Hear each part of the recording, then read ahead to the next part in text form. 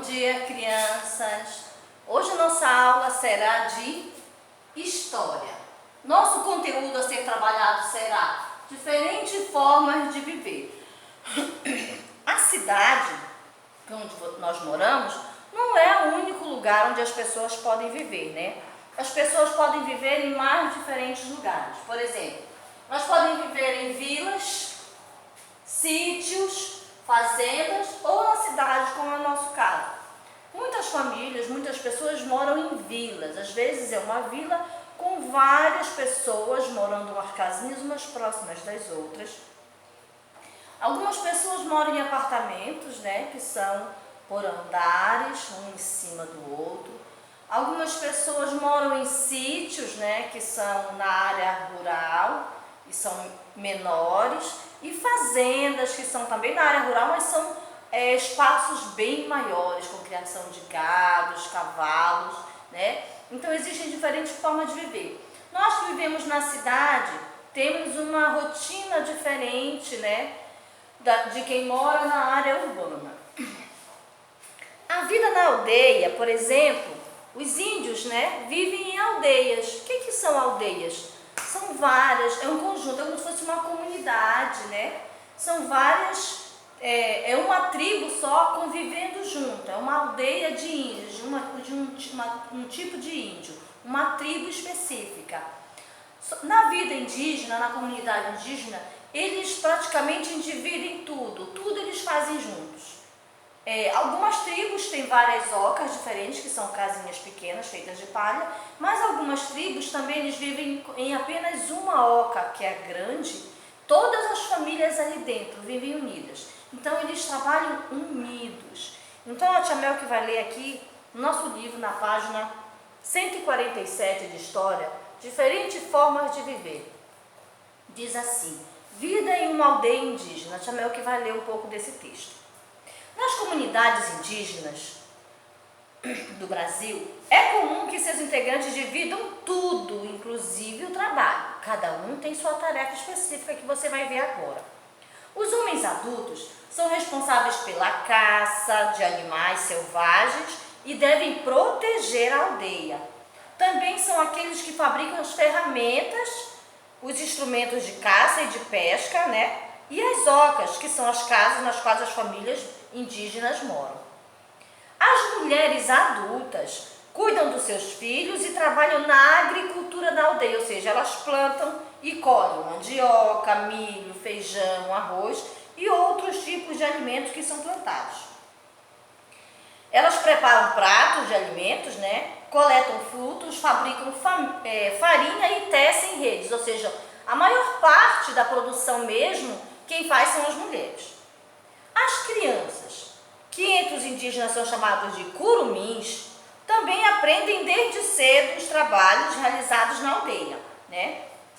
As brincadeiras delas servem como um aprendizado, ou seja, elas aprendem brincando as tarefas que elas vão assumir quando forem adultas. Por exemplo, os meninos brincam de fabricar arco e flecha e a caçar pequenos animais. Os adultos já caçam animais maiores e as crianças começam caçando animais pequenos.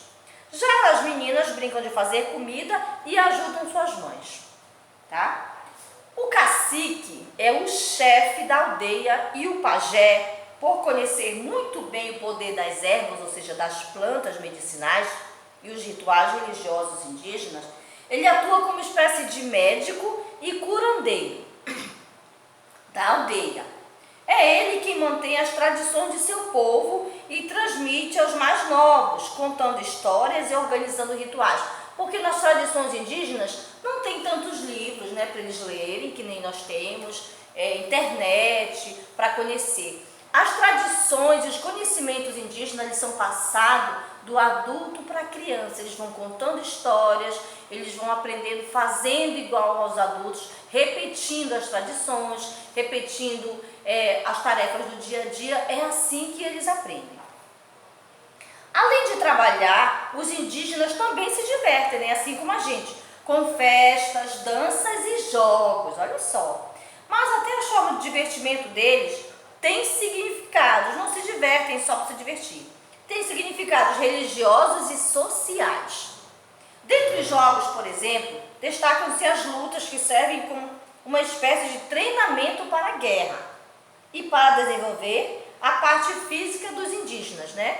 Tanto a parte religiosa, se chove na aldeia, se a plantação vai bem, eles acreditam na Mãe Terra, que dá tudo para eles, né? Dá comida, dá moradia, né? Dá o alimento, a Mãe Água, no sol, tudo isso eles acreditam. Então eles têm rituais de agradecimento, tem ritual de passagem de criança para adolescente, para adulto.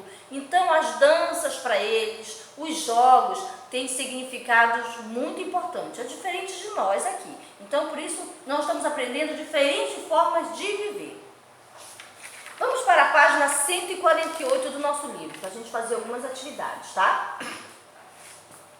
A primeira questão diz assim: você vai relacionar as atividades nas aldeias com as pessoas que realizam. A primeira diz, o homem adulto, você vai ver o que o homem adulto faz e vai colocar o número 1.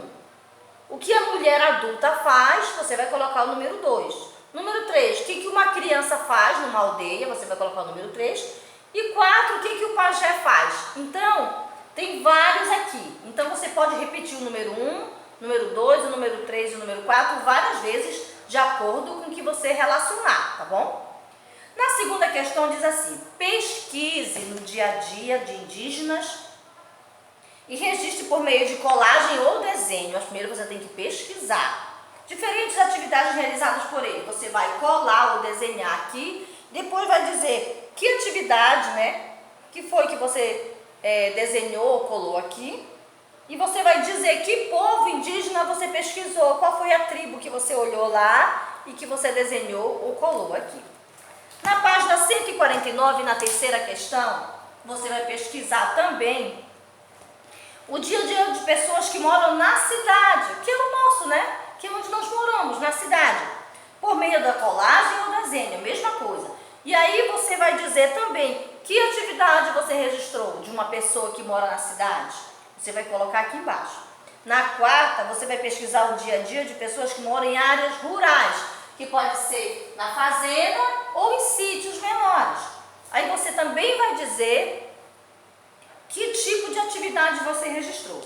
Na quinta questão, estava dizendo assim, converse com os colegas sobre as diferenças e as semelhanças que você observou no modo de vida, nas aldeias, nas cidades, Como nós não estamos em sala de aula ainda, você mesmo vai perceber as diferenças que você fez, que você encontrou na número 2, na número 3, na número 4, e você mesmo vai dizer que diferenças você encontrou nesses modos diferentes de viver. Você vai relatar o que você achou de diferente, né? Então, hoje foi a nossa aula de história, sobre conteúdo, diferentes formas de viver, né? Que nós temos diferentes formas de viver e nós temos que aprender a respeitar os modos diferentes de cada pessoa viver.